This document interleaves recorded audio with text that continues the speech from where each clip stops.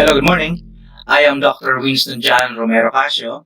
I serve as a senior technical advisor for the Presidential Anti-Organized Crime Commission under the Office of the President. For the Presidential Anti-Organized Crime Commission, otherwise known as PAO, I am mandated to conduct the United Nations Office of Drugs and Crimes mandate on the serious and organized crime threat assessment. Basically, what I do together with the rest of my team is we extract data from law enforcement agencies, from non-governmental organizations, as well as from the academy. Data pertaining to the various types of serious and organized crime that is being perpetrated here in the country and worldwide that has an effect on the Philippines. Let us provide some definitions first. What do we mean by serious crime?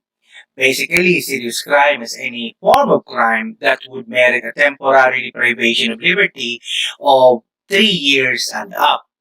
Meaning to say, uh, the punishment that would be meted out to anyone who would be violating any of the laws pertaining to serious crime would be 3 years. They would 3 years of incarceration.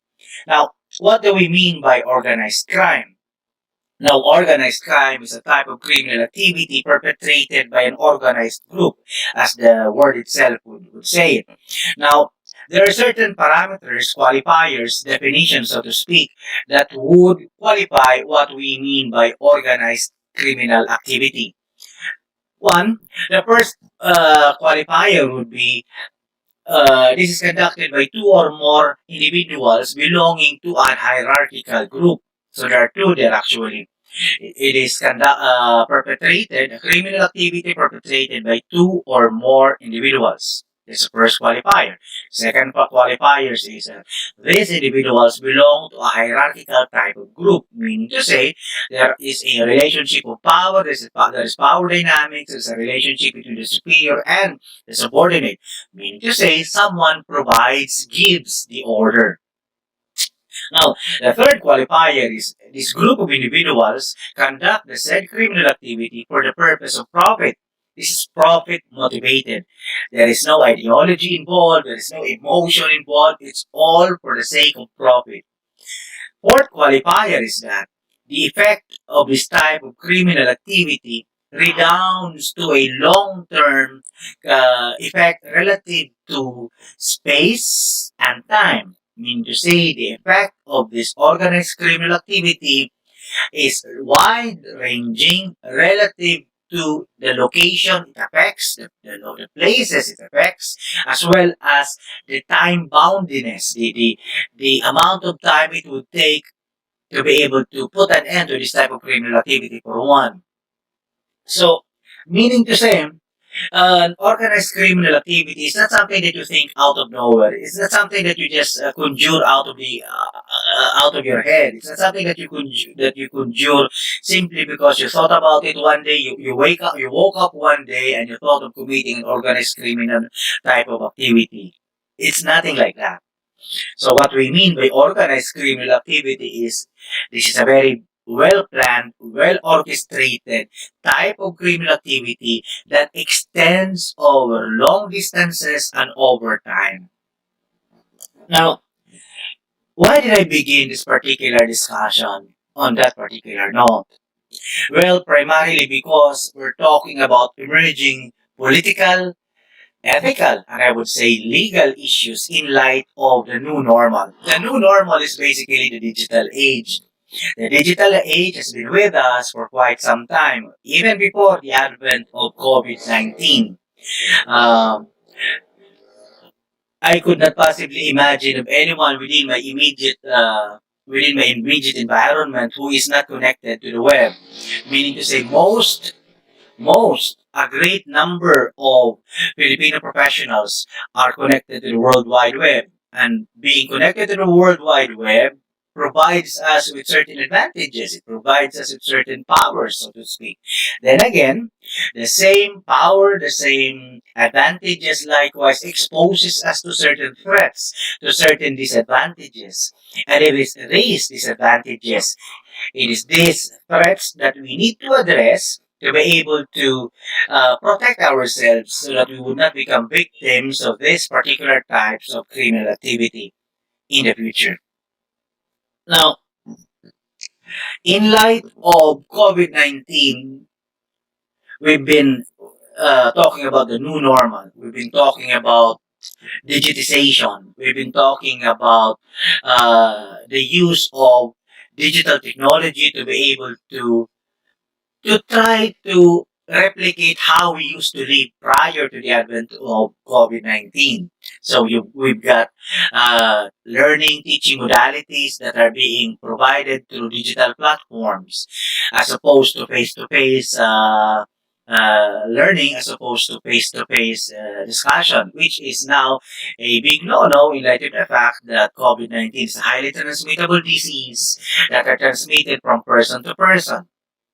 Now, likewise, with the advent of COVID-19, we don't only we are not only digitizing our um, we're not only digitizing our modes of teaching, our modes of learning, but likewise just about any other type of commercial activity. Now, you don't need to go to the physical store of Jollibee, McDonald's, or 7-Eleven even. You only need to go through your digital app, through your mobile phone, through your laptops, and order whatever you want to order online. That's an option that is now available to just about anybody with connection to the web. And again, I tell you, we keep on stating that the amount of time we expose ourselves through the digital media exposes again to disadvantages and certain threats that we need to be properly be prepared of. Otherwise, we open ourselves as victims. We offer ourselves as victims to any others, to any type of cyber criminal out there, lurking on the dark web, lurking even on the open web, to be able to victimize us. Hence, I began my discussion as such, primarily because organized criminals are now on the digital platforms, are now on the web. A few days ago, we've read on the news through the Department of Justice Office of the Cybercrime. The Office of the Cybercrime is a particular office within our own Department of Justice mandated to protect, to coordinate the government's fight against cybercrime. Now, I'll provide a definition of what cybercrime is as we go along. Now, the OOC, the Office of the Cybercrime, stated that the most common type of cybercrime now in the advent of COVID-19 is what is known as phishing. Now, what is phishing? Phishing is basically when someone receives unsolicited emails, unsolicited texts from individuals that we do not know, supposedly offering us a number of too good to be true offers. Like someone will tell you through an email that he or she is the son of a former dictator of a country in Africa, and the late dictator has left hundreds of millions of dollars in a bank somewhere in London. And to be able to get those money from that London bank, this particular child of the former dictator, of the late dictator, would need our help through through a contribution of say $1,000 or 1,000 pesos or 10,000 pesos for him or her to be able to get access to that particular account in the London bank. So they would solicit money through the email or through texts or through whatever messages that we would receive on Facebook. Be very careful. Now, I've been going through the different Facebook pages, the Facebook groups on wherein professional teachers and any other Filipino professionals are members of. As I look at them, nakikita ko napakarami yung nag-o-offer na mga bitcoins, mga online selling, online business, na merong mga links. Be very careful. Please do not click on those links because those links are basically phishing type of activities wherein there is a malware waiting. Once you click on the link, a malware will capture all your login credentials. Once they get access to your login credentials, whatever particular commercial activity you do on your cell phone or you do on your laptop, where that particular criminal was able to get your login credentials, by golly, I tell you, they would be able to gain access to your banking activities. So very careful. No, be very, very careful. Now, in some instances, some of these cyber criminals send you phishing email that mimic, that seem to replicate an actual valid email, say from your bank.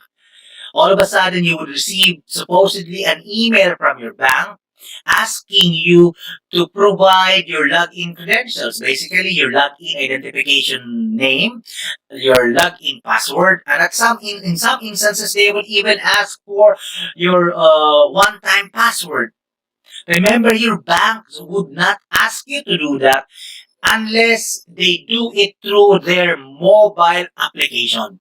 They will not ask you to do that in an email. They will not even ask you to do that through a text.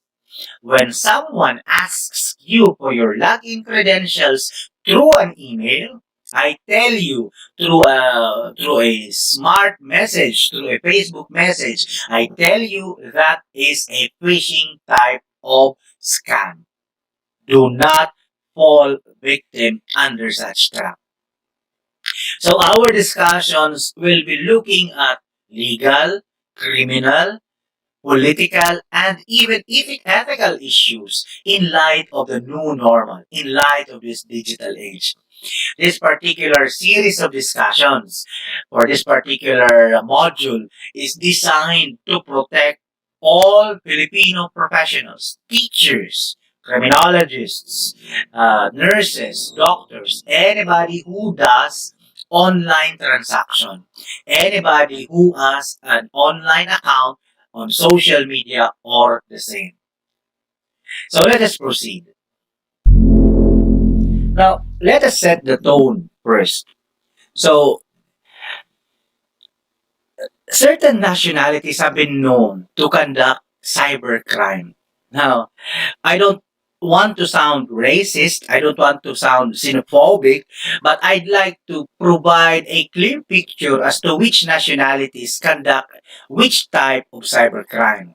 So that you'd be wary when you start receiving emails from these nationalities whom you do not know personally. Okay, the Russians. The Russians, together with the Chinese, are among the pioneers in the game. They are among the most efficient and they deliver the fastest results in terms of intellectual property theft. They're among the best hackers out there. In fact, the Russian Federation, headed by its president, Vladimir Putin, has been allegedly has been promoting, has been sponsoring state-sponsored type of hacktivism. Hacktivism or hack terrorism, cyber terrorism. Remember in the 2016 elections in the United States of America, an accusation surfaced wherein the Russians hackers allegedly hacked into the email server of then Democratic nominee Hillary Clinton, and then they exposed the threads of email in Mrs. Clinton's email server, and that cost Mrs. Clinton her election. Not only that, there is an ongoing investigation being conducted by the federal authorities of the United States stating that Russian hackers helped the team of current U.S. President Donald Trump. These are all allegations, by the way, by the current U.S. President to help him win the elections. And in some instances, some of the staff members of of President Trump, of U.S. President Trump, are actually serving actual prison sentences in the United States now because they allow themselves to become conduits, to become parties of this state-sponsored hacktivism, state-sponsored hack terrorism, cyber terrorism perpetrated by Russian agents. So the Russians are very good at it. And of course, their primary victims would be the United States of America or anybody who does dealings with the United States of America. I guess this Russian-sponsored cyber terrorist only wakes up every morning, just to thinking that all that they have to do every day is to be able to hack into the servers of the United States government. I guess that's their primary motivation in life. Now, there are also Japanese hack terrorists. There are also Japanese cyber terrorists, and what they do is basically they leak data search engine privacy protection services.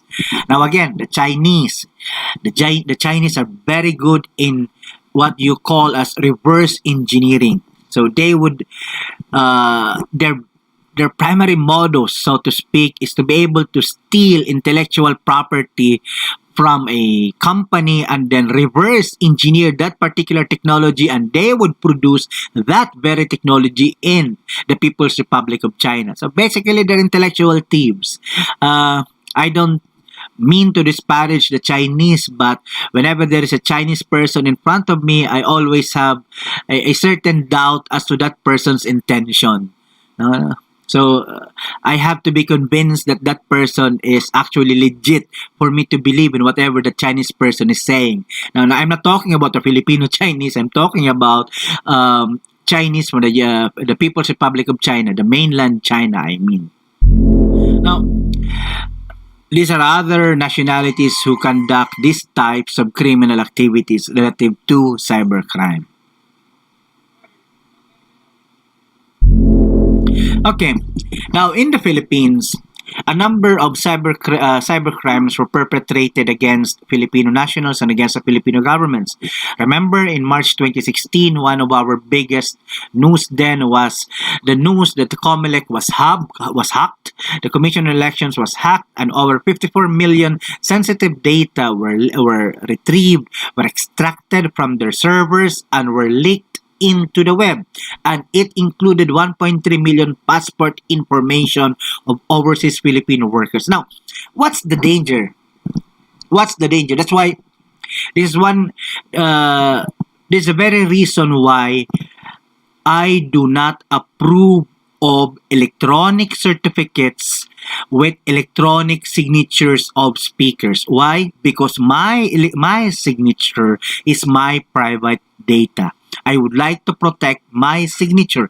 I do not want my signature to be floating all over the web, because once my electronic signature is floating all over the web, anybody with an illegal intent in his mind can use my electronic signature for whatever illegal purpose he or she may deem appropriate.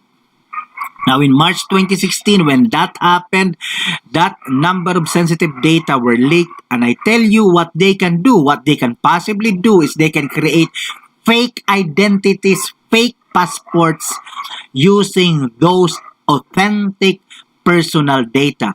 So, if your real name is Juan de la Cruz and your data was extracted and retrieved from that particular leaked, they can create another person by the name of Pedro Bulaong, Pedro de la Cruz. So you're Juan de la Cruz, someone would create a new identity of Pedro de la Cruz, and all the other data would be authentic. The fingerprint, no, the birth dates, and so on and so forth. The only thing that's fake would most probably be the picture. So it's very crucial that we protect our data, our private data. Now, likewise, on the same year, 68 government websites were hacked and defaced by anonymous Philippines.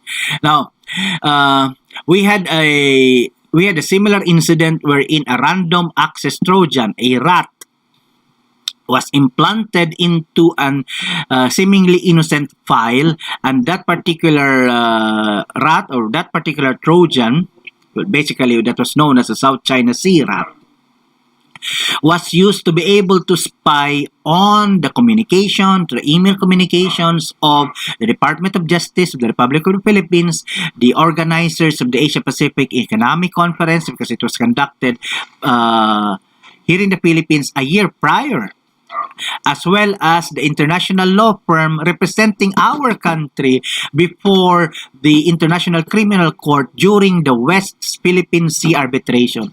So just imagine. So all of this were done in 1 year through a random access Trojan. And who do you think would be of great interest to do this? Sino makikinabang? Diba? So, I would say that all allegations point to the People's Republic of China to having perpetrated that state-sponsored cyber terrorism against the Republic of the Philippines through all of those platforms, because they wanted to make sure that the Philippines do not win in the West Philippine Sea arbitration before the International Criminal Court. But of course, we know that we won that particular arbitration. Unfortunately, it is not being imposed by the current government. Medyo mahina ang gobyerno sa kasalukuyan sa hanap ng pamamaraan para mapasunod ang mga incheck doon sa napanalunan nating arbitration na yon. Kaya hindi na ako magtataka kung balang araw ang Republic of the Philippines ay matawag na the Philippine Province of the People's Republic of China. Now let's go to definitions. What do we mean by cybercrime? Basically, there are two types of cybercrime in the Philippines, and this follows what is known as the Budapest Convention. Now, the Budapest Convention is basically the international agreement entered into by most of the member nations of the United Nations to be able to protect all types of activities, commercial, political, that are being conducted on the World Wide Web. Because as we say, the World Wide Web is pervasive. It transcends just about any country in the world. So the Budapest Convention lays down the parameter to be able to protect our rights, to be able to protect our interests in the cyber world. Now, in the Republic of the Philippines, a law was enacted, otherwise known as Republic Act 10912 or the Cybercrime Suppression Act. The Cybercrime Suppression Act, Cybercrime Prevention Act, is to be basically lays down the guidelines on how to investigate, prosecute, and incarcerate individuals who are perpetrating cybercrime in the Philippines. So, there are two types of cybercrime. Now, the first type of cybercrime is what is known as cyber-enabled crime. Basically, this refers to just about any traditional crime that is facilitated by means of information and communications technology. Ang ibig sabihin po nito, kahit anong krimen na dati nang ginagawa pero ngayon ginagawa na sa pamamagitan ng information computer technology. So for example, yung dating estafa dati ng krimen yan. Pero kapag ang estafa, ang panggogoyo mo, yung panloloko mo ng kapwa mo, ginawa mo via social media, Facebook, Twitter, or kung anumang mga social media platforms, ICT enabled na siya, cyber enabled na siya, so cybercrime na siya. Diba? Kaya nga, yung nakaraang kaso na naging matunog sa media, yung kaso ng Libelo laban sa editor-in-chief ng Rappler, ang pangalan si Maria Ressa. So, siya po ay kinasuhan ng cyber libel. Kung yun po ay ginawa niya sa panulat at yun ay kanyang ginawa sa newsprint, yun po ay ordinary libel, di ho ba? Pero ang ginawa po ni Maria Ressa at nung kanyang kasama ay pinublish po nila yung kanilang paninirang puri doon sa tao via Rappler website. Kaya ICT na po siya. Nasa cyber world na siya. Kaya ang kanyang krimen ay cyber libel, hindi ordinary libel.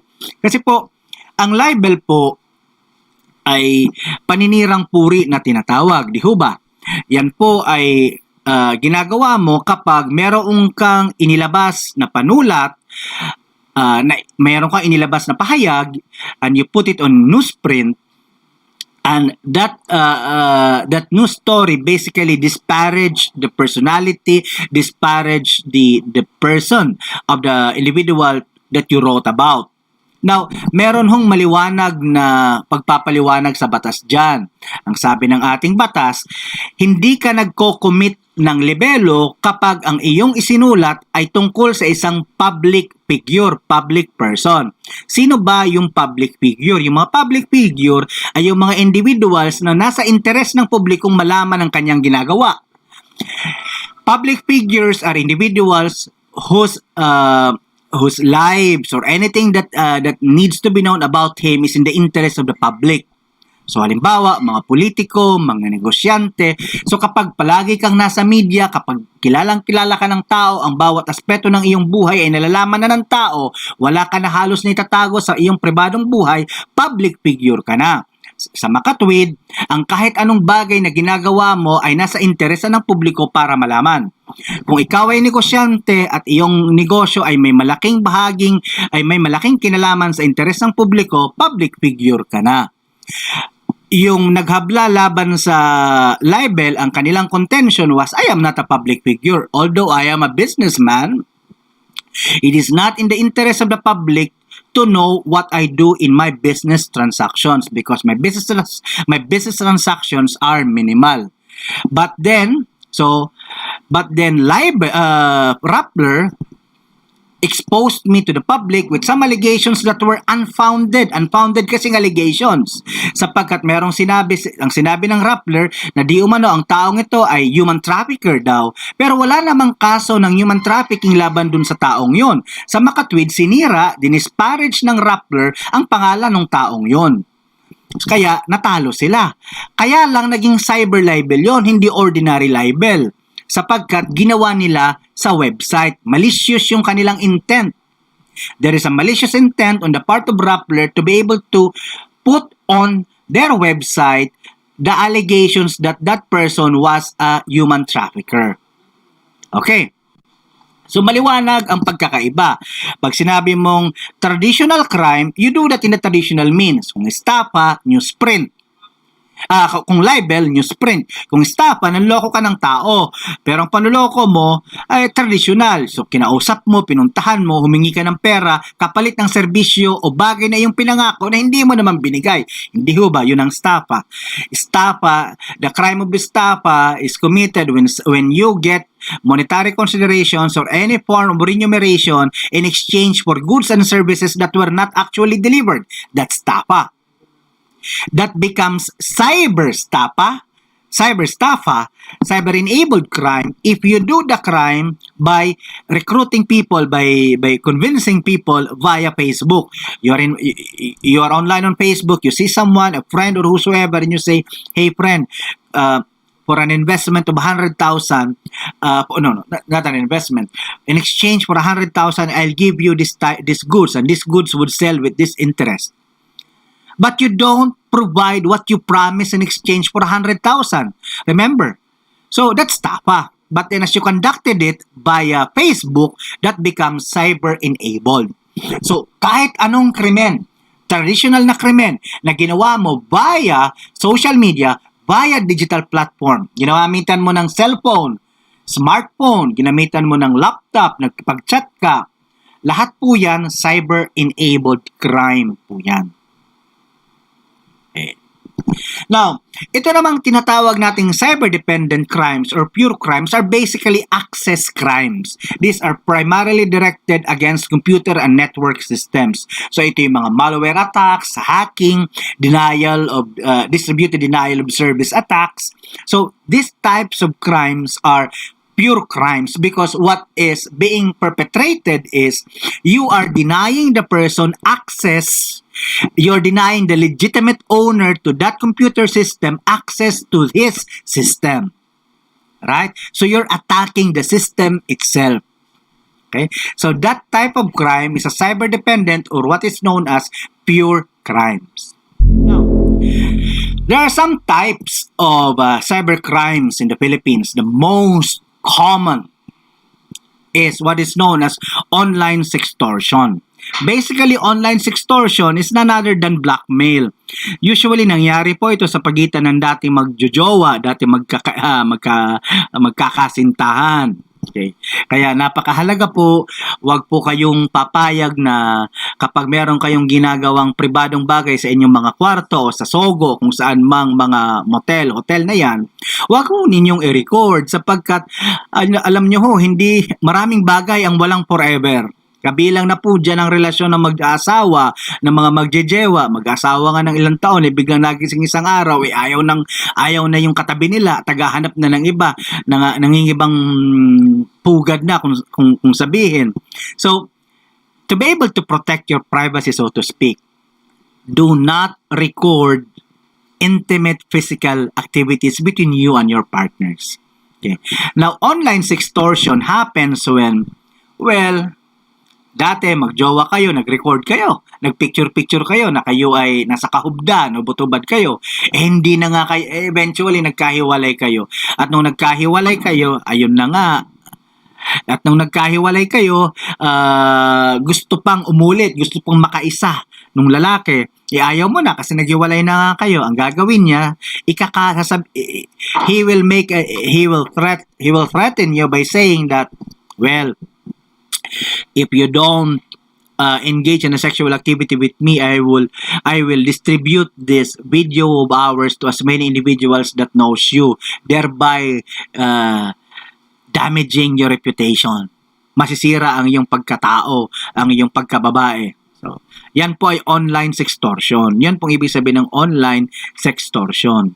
Diba? Ine-extort ka kapalit ng sex na kapag hindi ka makipagtaliks doon sa iyong dating kasintahan o kung kahit sino man na hindi mo na wala ka naging relasyon, ikakalat niya yung inyong sex video. So, yan po ay madalas na nangyayari. So, yung mga kabataan ngayon, napakahilig po kasi sa mga ganyan. Well, hindi lang naman kabataan. No. Ngayon, ito ay karamihang nagagawa ng marami. Yung tinatawag po nating Anti-Photo and Video Voyeurism Act, Republic Act 9995. Ano ho ito?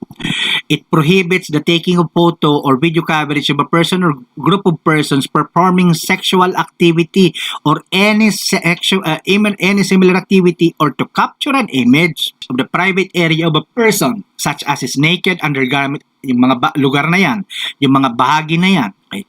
Wag na wag ho ninyong kukunan at wag na wag ho ninyong i-upload sa social media ha. Ano? May isa pong mahalagang bagay dyan. In an area wherein a person has a reasonable expectation of privacy. Let me explain. Okay. Una, bago ka naman talaga kumuha ng litrato sa masiselang bahagi ng katawan ng isang tao, kinakailangan mo ng permiso ng taong yun. Diba? Hindi naman pwedeng naliligo kayo sa isang private pool. Di ba? Kinunan mo ng picture yung tao nang walang paalam niya at in-upload mo sa social media. Bawal po yun. Di ba? Kinakailangan muna ng permiso nung tao na kinunan mo na i-upload mo sa social media. Violation na yun. Hindi lamang ng batas na ito, violation po iyon ng Data Privacy Act. Sapagkat yung litrato ay isang private data. Kung i-upload mo sa social media yan, sa Facebook, Twitter, Instagram, at kung ano man, sabihin mo muna dun sa tao, is it okay if I would upload these pictures on social media? If the person says no, kahit nandoon ka pa, your option is to blur the faces, any identifiable marks of those person. Diba? Kung ayaw mong mag-post ng photo sa social media na blurred, di wag ka na mag-post. Diba? Kahit kasama ka pa doon sapagkat nahagip mo rin yung iba pang mga private persons. Yung mga iba pang mga tinatawag na data subjects. The data subjects have absolute control over their personal data, over their private data, including their pictures. Now, if you take a picture of someone in a place that is deemed to be private, then you violate that person's reasonable expectation of privacy. Kinunan mo ng litrato yung tao at yung kinuha mong litrato, nasa loob siya ng kwarto o di kaya nasa loob siya ng dressing room, nasa loob siya ng comfort room, mayroon kang nilagay na device para makakuha ka ng litrato o video. Violation na po ito ng Republic Act 9995 sapagkat yung taong yun, nung pumasok sa kanyang kwarto, nung pumasok sa dressing room, nung pumasok sa comfort room, that person has a reasonable expectation of his or her privacy that whatever he or she would do inside that private area would remain private. If you violate that expectation of privacy, you violate this law. Right. Now, what are public areas? Public areas is when someone wears two-piece bikini on a public beach. Now, there is no reasonable expectation of privacy there. Now, if someone engages in a sexual activity on a beach, you take a picture of it, you post it in social media, then there is no reasonable expectation of privacy there. In fact, ang may kasalanan doon, ang may habla doon, hindi ikaw na kumuha ng litrato, kundi yung mga tao na gumawa ng malaswang bagay in public. In a public beach na makikita ng mga bata, makikita ng matatanda, makikita ng kung sino. Dapat maliwanag yung qualifier. You violate this law if you take a picture, if you take a video of those sensitive areas of a person's body, post it on social media, and when you took those pictures and you took those videos, you took them in an area where the person has reasonable expectation of privacy. That has to be clear. So, bawal yung gagamit ka ng pangmalayo ang lente. Di ho ba? Sabihin mo, nag-ano po siya nagbibihis siya ng hubot-hubad. Nasaan ka ba nung kinunan mo siya? Ako po ay nandun sa kabilang building, nasa 8th floor. Nasaan yung kinunan mo? Nasa kabilang building, nandun din po siya sa 8th floor. Magkatapat po yung building namin. Anong ginamit mo para makunan mo siya ng litrato? Ay ginamitan ko po siya ng isang lente na kayang kunan ng malayo ang shot na ganun. Aba. That is an automatic violation of this law because even if the person was walking naked in his house, well, he has a reasonable expectation of privacy because that is his house. No sane person would take a picture from one building to the next using a lens that is able to take shots from a long distance. Anybody who would do that only because he has a criminal intent. Maliwanag yon. So again, let me qualify. You violate this if you take a picture or a video of the sensitive areas of a person or sensitive sexual activity of persons, and those persons have reasonable expectations of privacy. Ang moral lesson po dito ay maliwanag. Huwag na ninyong kunan ng video o litrato ang inyong mga personal na mga gawain bilang mag-asawa, magjowa, magkasintahan o kahit pa one night stand lang yan. Diba? Huwag na mag-video sapagkat tandaan po ninyo. Itong lagi kong itinuturo sa mga, lagi kong sinasabi dun sa mga merong may cellphone, merong may laptop, merong may tablet. Anything that you put on a smartphone, on a smart gadget, will be there forever. So kahit dinilit na po ninyo yung video, yung picture dyan sa inyong cellphone, sa inyong tablet, if that is subjected to a digital forensic examination, those pictures, those videos are still extractable. Kaya di ba kayo nagtataka, pupunta kayo ng Green Hills o di kaya dati sa Quiapo, magpapaayos kayo ng cellphone, na-delete naman na yung video ng pagkatagal-tagal na ilang taon, ilang buwan nang na-delete yung video, nare-retrieve pa din. Because once it is inputted, once it is recorded, it is there forever unless overwritten. No? How do you overwrite it? Now, overwriting of data in a cellphone, in tablets, in laptops are random. So, malay mo, naswertihan na overwrite yon, so mawawala yon. Pero ang talagang pinakasiguradong mawawala yung mga ganong insensitive data, open your microwave oven, place your cellphone, laptop, or tablet inside the microwave oven, set it on 5 seconds, 1, 2, 3, 4, 5, putok na po yan, wala na yan, sira na yan. Wala na rin yung sensitive data na yon. But, If you place that sensitive data on the web, once uploaded on the web, it is there forever. Yun ang may forever. Kaya lang sensitive, no? So be very careful of what you do as boyfriends, as girlfriends, as couples. These are the other things that are prohibited by Republic Act 9995, no? To copy, reproduce, and so on and so forth. So, remember, this is an old law, kaya nandyan pa po yung VCD at saka DVD.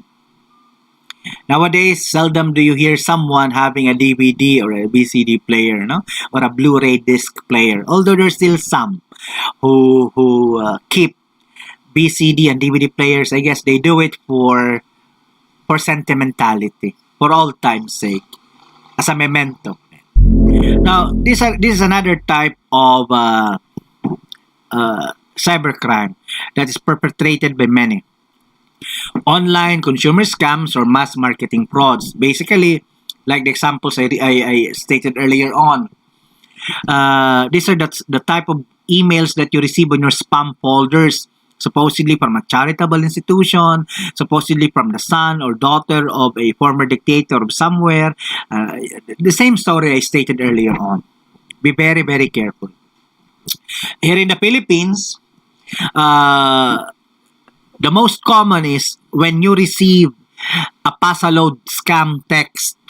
Yeah. How do they do this? Someone would text you a number, supposedly giving you a few pesos of load, 10, 50, 100, 150, 150, 300 pesos worth of prepaid load in your cell phone. And then someone would text you back and say, "Apo, anak, sorry, nag-missent sa iyo ko napadala ang aking yung aking load para yun sa aking apo. Pwede mo bang maibalik gamit ang numerong ito?" If you will examine the number carefully, what that person is actually asking you to do is actually do a pass-a-load. If you do so, you lose X number of pesos worth of prepaid load or postpaid load to that scammer. So that's how they do it, through text. Marami pa rin hanggang ngayon, they still do it, no? I guess marami pa rin ang naloloko. I guess not enough Filipinos are aware that scam has been around for so long already. So I would imagine, please be very careful. Do not fall prey to this particular scam. Now, farming is related to fishing, no? Farming and fishing is the employment of fake emails and fake websites. So basically, someone would send you an email, and that email would have a link embedded, and in that email, you would be redirected to click on the link. And once you click on the link, you would be transferred to another email that appears to be legit, another website that appears to be legit. In this instance, it could be your bank. It could be depicting a semblance, a copycat of your bank's email. And they would ask you to provide your login credentials. Now, again, be very careful. Be very, very careful. Your bank will never ask for your login credentials through emails. Paano po ginagawa? Tagalogin natin para mas maintindihan na mas maigi. Ang inyong mga bangko, inyong mga financial institutions na mayroon kayong relasyon, hindi ho yan magpapadala ng mga email, mga text na hihikayatin kayo para mag-login gamit ang email na yon o di kaya mag-login gamit ang text na yon. Hindi ho, sapagkat lahat ho ng bangko, lahat ng mga financial institutions, meron na ho silang tinatawag na mga mobile applications. BPI man yan, East West man yan, Metrobank man yan, PNB, RCBC. At yung mga mobile na applications lamang ang legitimate means para ipasok ninyo, i-input ninyo yung inyong mga login credentials. Hindi sa pamamagitan ng email. Di ho ba? So kung email ang ipinadala sa inyo at doon hinihingi ang inyong login credentials, phishing and farming na po yan. Iwasang maging biktima ng phishing and farming. Hikayatin ko rin ang lahat ng mga nakikinig, lahat ng mga nanonood, na ugaliing gamitin ang OTP, yung one-time PIN or yung one-time password na ibinibigay sa inyo ng inyong mga bangko. Sapagkat yung mga one-time PIN na yun po ay automatic ipapadala yung PIN code, yung PIN, yung personal identification number doon sa inyong cellphone, di ho ba? At kayo lamang, lahat ng transaksyon gamit ang inyong mga online or mobile banking ay magpo-push through lamang kapag ipinasok ninyo yung OTP na yon. At kayo lamang ang may control doon sa OTP na yon sapagkat hawak-hawak ninyo yung cellphone ninyo. That's why it's very important to keep your cell phones with you. Especially nowadays wherein cell phones have fingerprint and facial recognition. Now, that's a good thing to have fingerprint and face recognition, but then again, that also has dangers because anybody who gains access to your fingerprint and to your facial recognition data will gain access to your cell phone. And once they gain access to your cell phone, they can gain access to anything on your cell phone. They can gain access of your Facebook, no? And so on and so forth. I remember a few years back, I've got a priest friend who is in Rome. So I think 2 or 3 years back, his Facebook was hacked. His Facebook account was hacked. And someone was sending personal messages to people saying that this particular priest is in London and he doesn't have means to be able to go home from London. So he was soliciting money to be able to go home from London to Rome. So humihingi ng pera. Obviously, that was a scam because someone gained access to his Facebook. So be very, very careful with your fingerprint and your facial recognition data. Most importantly, be very careful with how you handle your cell phones. Cell phones are important depository and repositories of your personal data. Keep them to your person at all times. At all times. Better yet, have your cell phones encrypted. Encrypt ninyo yung mga cellphones ninyo para hindi lahat ay makaka-access ng cellphone kahit hawak na nila yung inyong cellphone. Now, of course, online identity theft is made possible by phishing and farming. Now, this one is another type of pure crime. It refers to the altering of computer software and hardware to accomplish a goal that is considered to be outside of the creator's original objective. Yung mga ginagawa nga po ng Hackers Anonymous when they deface government websites all over the world. And of course, cyber terrorism. Again, I don't want to sound xenophobic. I don't want to sound racist about this, pero most of our data point to state-sponsored cyber terrorism, and the most prolific and most often than not, those who conduct cyber terrorism are from the countries of mainland China and Russia. That is why I could not possibly understand why the current government is very friendly with the People's Republic of China when all the actions of the People's Republic of China are contrary to what a friend does. Di ba? Sino ba namang, kung kaibigan mo yan, sinong kaibigan ang pupunta doon sa bahay mo nang walang paalam at doon natitira? Hindi ba ganun ang ginagawa ng mga incheck sa West Philippine Sea? So, hindi ko alam kung yan po ay gawain ng kaibigan, di ba? Sino bang nagpapakalat ng methamphetamine hydrochloride dito sa Philippines? Sino ba nagpapakalat ng shabu sa Philippines? Sino ba nagpapakalat ng identity theft sa Philippines? Sino ba nagpapakalat ng mga illegal na mga hospital ng COVID sa Fontana, sa Parañaque, sa Pasay? Hindi ba lahat mga incheck? Kaya hindi ko maintindihan ang kasalukuyang gobyerno kung bakit hinahayaan nilang gawin ito ng mga incheck. Hindi naman ho gawain ng kaibigan ng mga yan. Now let us proceed to one of the most important things that we need to learn in this particular lecture, data privacy and issues relating to data privacy. Now, definition po muna. What do we mean by personal data? Personal data is just about anything that would identify a natural person. Anything that would point to an identifiable natural person or data subject. And this could be any of the following. It could refer to your name, your identification number, your GSIS number, your SSS number, your driver's license number, and so on and so forth. It could include your location data in your cell phone. Remember your cell phone, click on the settings, look at location data, and your cell phone, your Android, will basically keep a record of all of the places that you have been in with your cell phone. Mabibigla kayo dyan pag inopen ninyo yung inyong cellphone at clinic ninyo yung location data, location services ng inyong cellphone.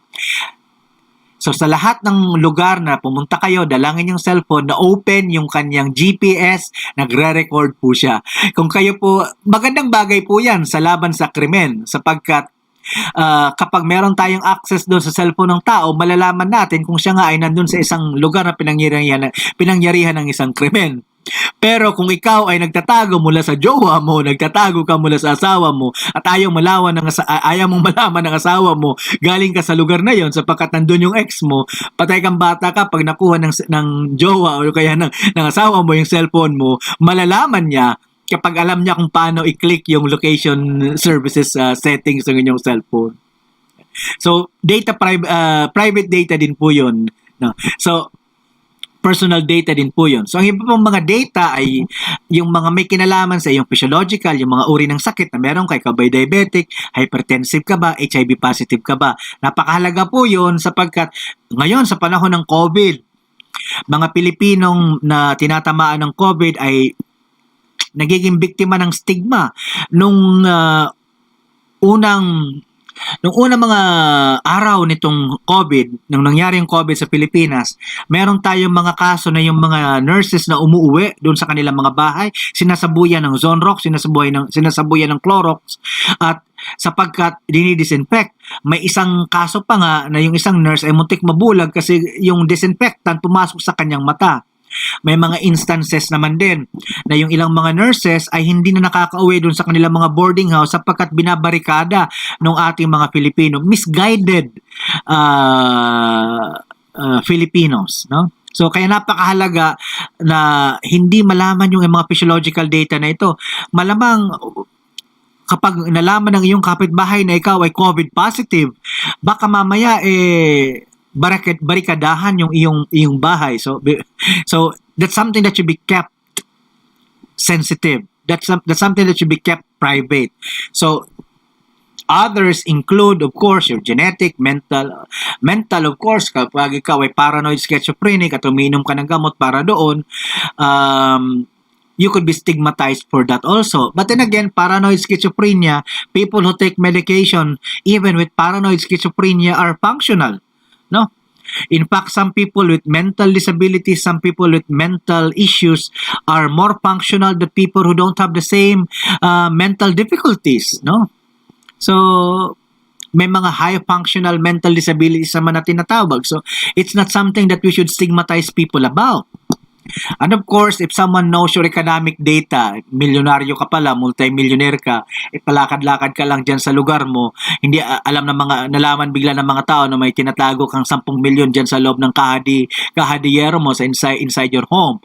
Most likely, you'll fall victim to a kidnap or ransom incident. So, that's something that you should keep private to yourself.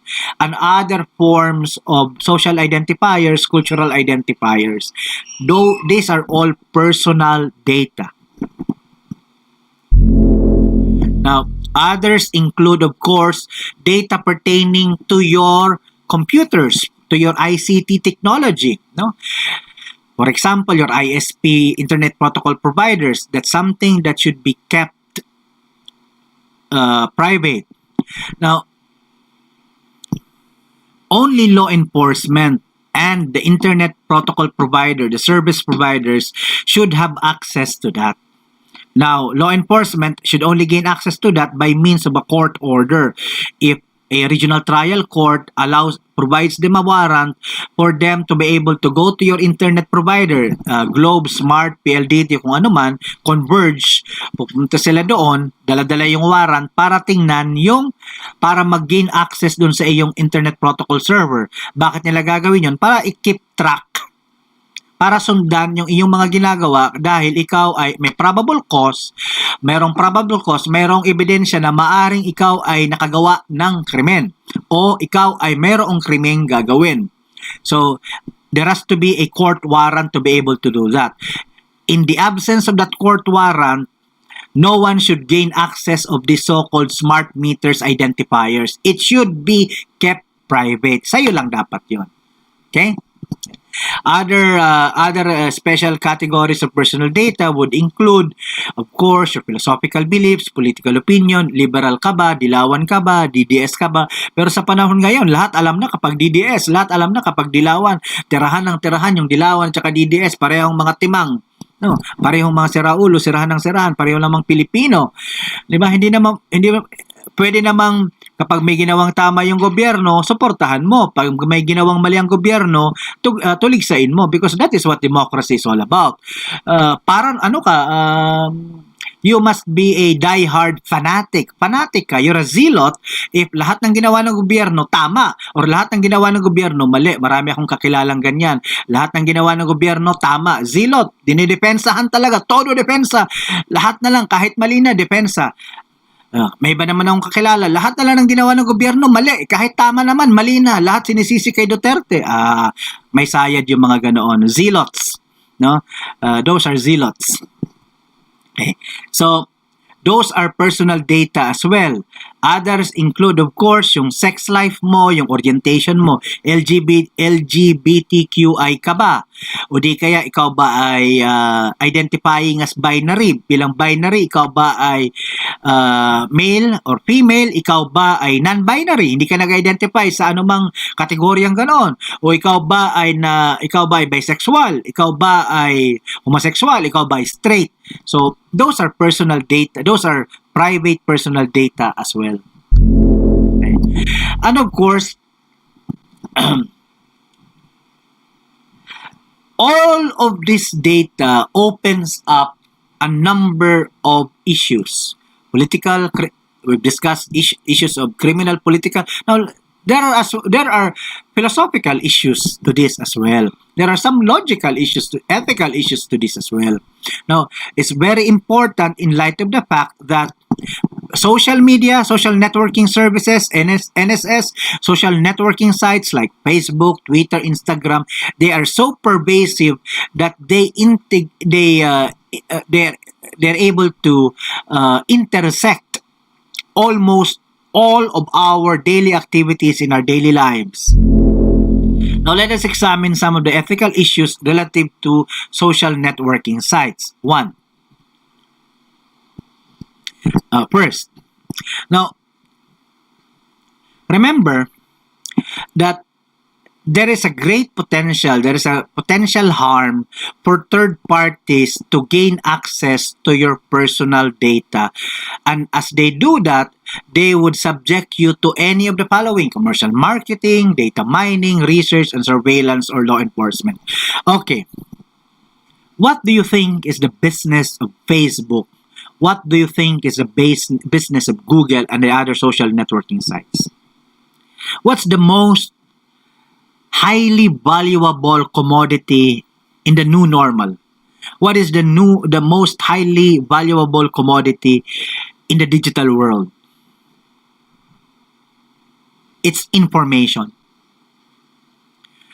Information, knowledge. And what are this information? This information could be as mundane as what is your most favorite color? Or where do you intend to go in your next travel vacation? Or it could be as political as what is your political persuasion? Are you radical left-leaning? Or are you radical right-leaning? Or are you a centrist like me? I'm a centrist. I stay in between. I judge issues on a daily basis, day to day. I am not I am not ideologically oriented. No, I'm not ideologically oriented anymore. No, before when I was younger, yes, I was so ideologically oriented. I was left leaning, but now I judge my political decisions on day to day basis. No, so these are very important identifiers. No? So websites, social networking sites through cookies keep track of your online behavior, of your online activity. So Facebook keeps cookies, tracks you via cookies, Instagram tracks you via cookies, Google tracks you via cookies, and they've got the tendency to sell all of this cookie history, your online behavior history, to third-party consumers. Basically, any other corporation who needs those information. Right? So, they would sell that to a company selling detergent. They would sell that to a company selling travel vacation. They would sell that to an airline company. They would sell that to a face mask company. They would sell that to a company that sells alcohol, disinfectant alcohol. So, why? Because that information is valuable to those third-party users. So these social networking sites have the tendency to do that. So be very careful. Before you click, read through their cookies policy, read through their data privacy policy. Technically, when you click yes, every time that you click I agree, every time that you click yes to their data privacy policy, every time that you click yes to their cookie history policy, you're actually surrendering your control over your internet browsing history. The next time that think of this example, think of this situation, of this scenario. Let's say today, you would like to be browsing through Google cheap airline flights to Cebu for December 2020, assuming that there will be no more COVID pandemic by that time. So Google will keep track of your cookie history relative to that particular internet browsing activity for today. Tomorrow, the next day, and the next few days, Google, Facebook, and any other website that you would be logging into will be showing you suggestions of the same search engine terms. Cheap airfare flights to Cebu. Diba? Diba kayo nagtataka? Diba? Araw-araw, dahil kahapon at ngayon kayo naghahanap ng murang pamasaheng ng eroplano papunta sa Cebu, bukas makalawa at susunod na mga araw kahit hindi ka na naghahanap, kahit hindi ka na nagki-click, magpa-pop up na lang yan doon sa Facebook mo, magpa-pop up na lang yan doon sa Google mo, doon sa mga websites na pinapasukan mo. Because those search engines, those social networking sites are selling your cookie browser history. So very careful.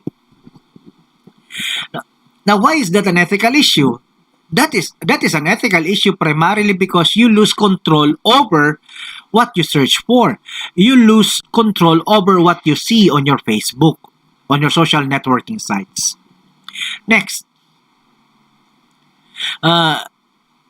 This is very dangerous because anybody who gains access to your facial recognition, as I stated earlier on, can gain access to just about anything out there. And remember that social networking sites have automatic facial recognition software. Di ho ba? When someone uploads a picture of you on Facebook, Facebook will recommend tag Winston John Romero Casio because I'm in that picture. But I was not the one who uploaded that picture. Di ho ba? So, that is a problem because what if I don't want people to know that I was in that particular location? I'd like control over my personal life. My personal life is my personal life. Whatever I do to my life is my life, is of my control. No one should tell me if no one should just no one should just tag me just about anywhere on social media without my permission to do so. But social networking sites have that technology embedded in them. So out of nowhere, someone will tag you. Juan de la Cruz was tagged. No? So it's quite important that you turn on your timeline tagging permission settings. No? You should not allow yourself to be automatically tagged on your timeline. Kahit pa wala kang tinatago, there are certain ethical issues to it because you are the one who should control what happens to you on the social media. Not anybody, kahit pa matalik mong kaibigan yan, kahit asawa mo yan. Personal mong buhay yan. So, you should control what is on social media about you. Other issues. Now, the frequent use of the social networking sites of automatic opt-in privacy controls. Ano ba yung opt-in na yon? Will you opt-in or you opt-out? They would only allow you to fully experience the website if you opt-in. If you opt-out, there will be some limitations of what you can do in that website. Di ba?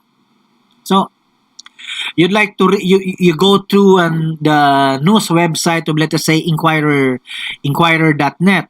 So may opt-in option. The opt-in option will allow you to be able to navigate through the entire website. If you don't opt in, it will limit what you can do in the website. Of course, you're the type of person who would like to be able to experience everything in that website, you would opt in. So wala ka ng control. Wala ka talagang choice. There is no choice because you only click that website because you'd like to read everything that website can offer. And now may opt-in and opt-out. Opt-in means full enjoyment. Opt-out means limited enjoyment. So anong pipiliin mo? Malamang yung full enjoyment. So it's not really a choice. They foist upon you the so-called opt-in privacy control. Pinipilit, so to speak. And of course, they use cookies to track your online user activities even after you have left the social networking sites. Imagine that. Wala ka na doon sa social networking site, may cookies pa din, keeping tab, keeping track, following through your entire online browsing history, your online browsing behavior. Of course, there is a potential use of location-based social networking that can stalk you. Yung sinasabi ko nga po kanina, when you open your settings, open your geolocation, when you open your GPS, anybody can stalk you, so to speak. In the United States, they've got what is known as a digital warrant. What they do is they can apply before a federal judge to be able to track your cell phone. But they only allow it if there is probable cause that you are committing a crime, you have committed a crime, committing a crime, or there is an actual danger to yourself or to others. Those are the three parameters in the United States. Ulitin natin, kapag may krimen kang nagawa, may krimen kang ginagawa, may krimeng kang gagawin, at pang-apat, there is a danger to yourself, maaaring papatayin mo yung sarili, o di kaya may peligro kang there is a danger that you pose to other persons. So, sa United States, they allow that. They track your cellphone. Habang gamit-gamit mo yung cellphone mo, habang naka-on yung cellphone mo, habang hindi mo pinapatay yung cellphone mo, natatrack nila yung movement mo gamit yung cellphone mo. In the Philippines, we don't have that yet. Wala pa po rito.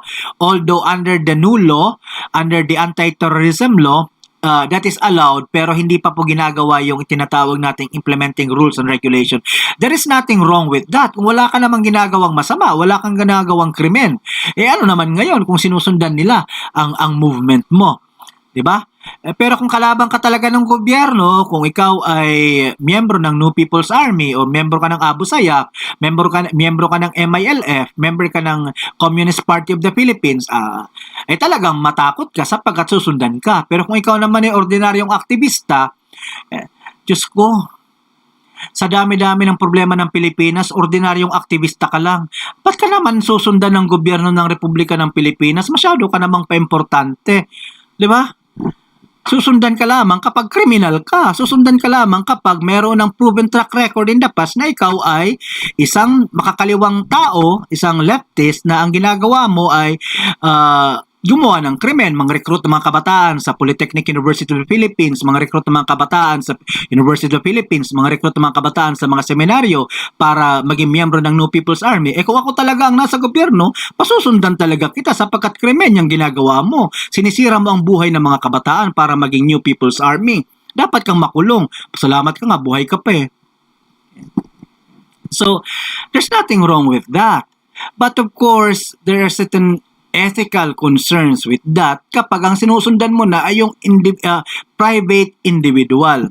Sabi ko nga po dun sa krimen ng libel, it is not libelous if it is in the interest of the public that that information is to be disclosed.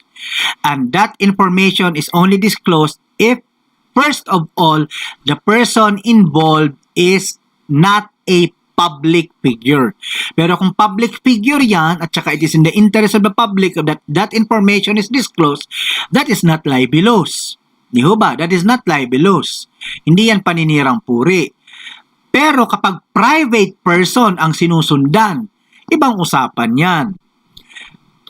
No private person should feel insecure.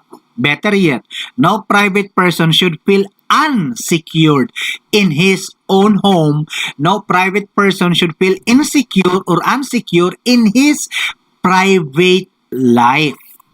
Kaya importante na hindi pakialaman ng gobyerno kapag pribadong buhay na ng isang pribadong individual. Pero kapag public figure o di kaya individual na may intensyong saktan ang kung sino man, individual na may intensyong saktan ng gobyerno o saktan yung estado, ibang usapan yan.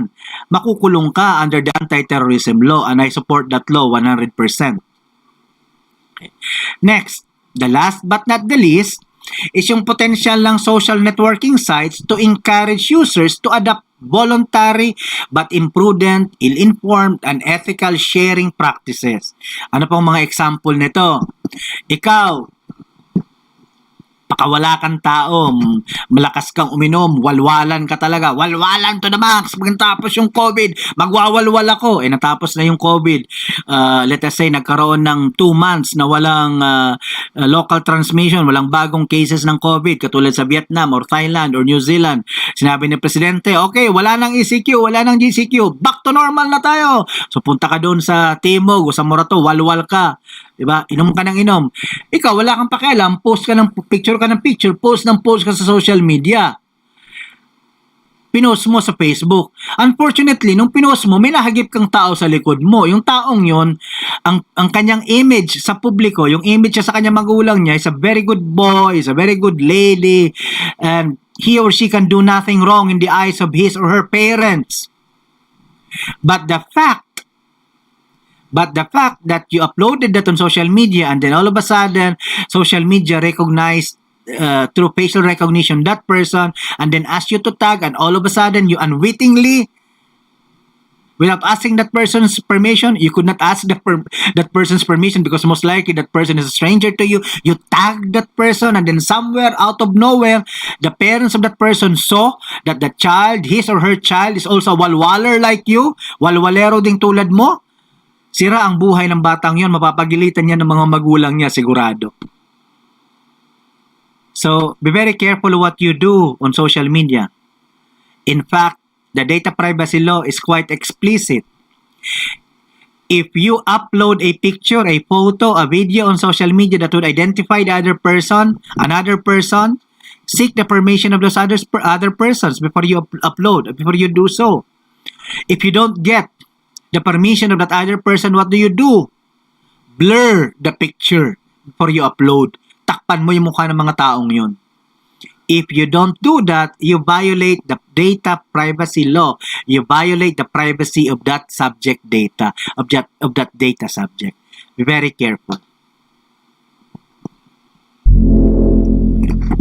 Now, the notion of friendship. In days of old, when you say a friend, it is someone to whom you'd be able to share your secrets with him, and you are confident that the secret that you are sharing in confidence with that person will remain a secret. Even if you are not friends anymore, even if you have a falling out with that friend, that person will not share that secret about you because that secret will damage you.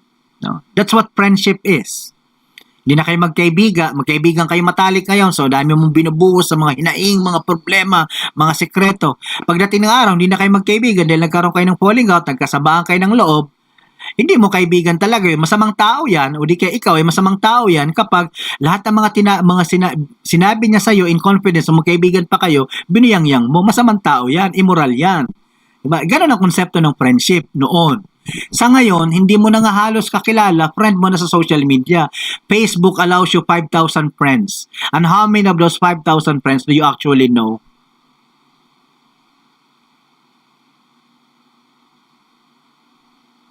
In the past, when you say a friend, the relationship of friendship is a very time-honored tradition in the past.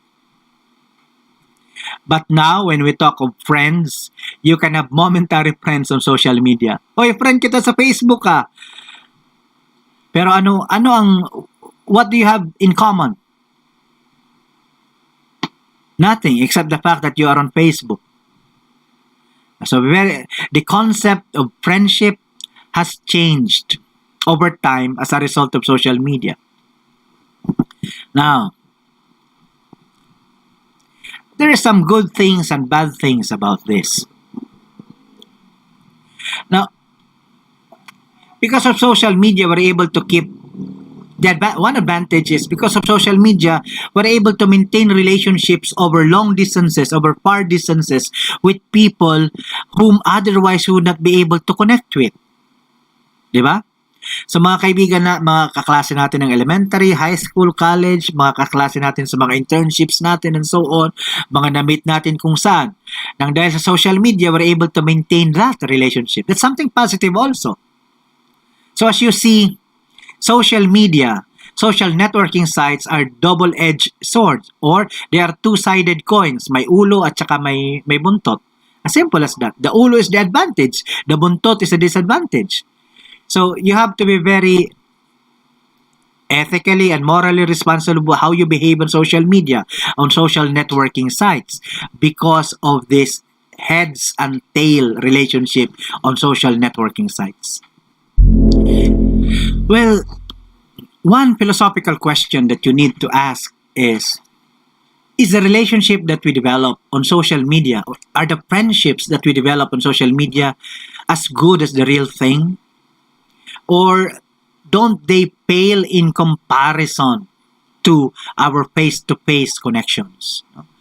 So, are they the same or are they not? Do you feel the same sense of excitement with your online friend as opposed to your physical friend, to your friend with whom you have a face-to-face interaction? So, that is very crucial. That's very important to be able to check whether the relationships that we develop on the social networking sites are authentic or not. Are these real friendships? Again, why is this question very important? Because as we said, friendships entail a lot of dynamics. When you call someone a friend, when you call someone a kaibigan, well, you have to protect that relationship no matter what. So, is that type of relationship similar to an online or virtual relationship that you have via Facebook, via Twitter, via Instagram, and so on and so forth? Of course, as we said, as philosophers would say, as thinkers would say, as scholars would say, there are some unique advantages to it. Well, remember, when you are on Facebook, when you're online, sometimes you can be more candid, you're more honest. You're more frank, candid, as opposed to when you are in face-to-face relationships. Bakit? Facebook allows you time to phrase your messages. You're able to be diplomatic about it. But nonetheless, you're able to carry the message across. As opposed to, if you're the type of person na medyo hirap magsabi ng totoo, hirap magsabi ng direkta, medyo hirap ka kapag person to person, right? So social networking sites allow you that level of candor, that level of candidness, that level of honesty, because you're able to rephrase, you're able to take time to create a statement, a question before you're able to bring it to the other side of the Facebook messaging system. As I stated earlier on, since the time that Facebook was developed, within 5 years, as stated, within 5 years as it was launched, it's very evident that most of us, ang hinahanap natin yung mga kaibigan natin ng mga nakaraan. No? We're able to reconnect. We're able to redevelop our strong relationship with those persons. Family members, our brothers, sisters who are abroad, or in the provinces, our nephews, nieces, and the like, our friends from high school, elementary, college, co-workers, anybody. Yung mga na-meet mo nga lang nung pangmadalian, ilang buwan lamang kayo nagkasama, hindi mo na makita pero nag-iwan ng matinding tatak sa iyo, sa iyong buhay. Hinahanap mo through social networking sites. Of course, lalo na sa Facebook, you're able to organize a lot of things on Facebook. Parties and the like through social networking sites. Kaya, bagamat nangyari itong COVID, isang nakakapanlumong pangyayari ng global pandemya sa buong mundo, nevertheless, with the advent of digital technology, we were able to adapt. Again, for teachers out there, we all know that it will not be the same as face-to-face interaction. But then again, with the advent of digital technology, we are able to replicate a semblance of the type of interaction, replicate, copy, duplicate a semblance of the interaction we do with our students. So it is now left to our imagination on how we do that. It is now up to us on how to be able to do that. So, but of course, some of us will have difficulty because we've got no connection to the internet.